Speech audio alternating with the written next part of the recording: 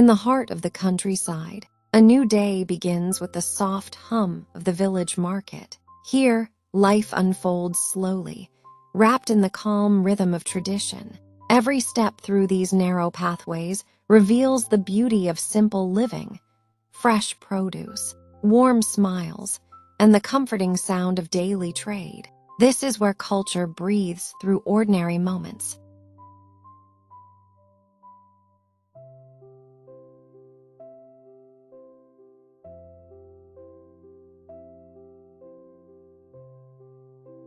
As we wander deeper into the market, we discover vendors arranging their harvest with care. Baskets of vegetables, fragrant herbs, ripe fruits gathered at dawn, and homemade ingredients prepared with generational knowledge. Each stall tells a quiet story of patience and dedication. The atmosphere is calm, yet full of life, a perfect blend of movement and serenity.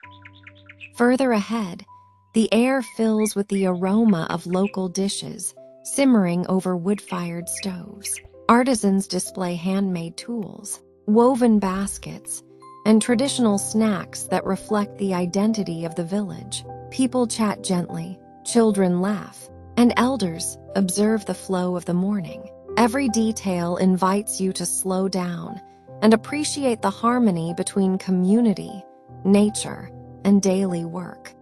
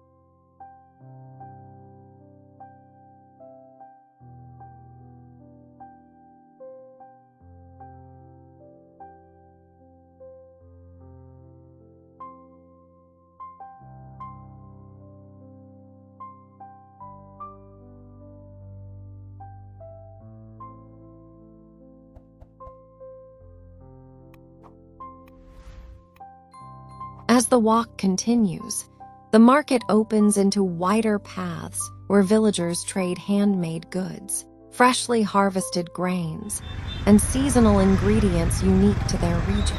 You can feel the connection between people and the land.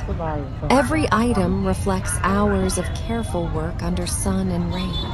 The gentle exchanges, the shared laughter, and the humble routines create a peaceful rhythm that reminds us how meaningful, simple living can be.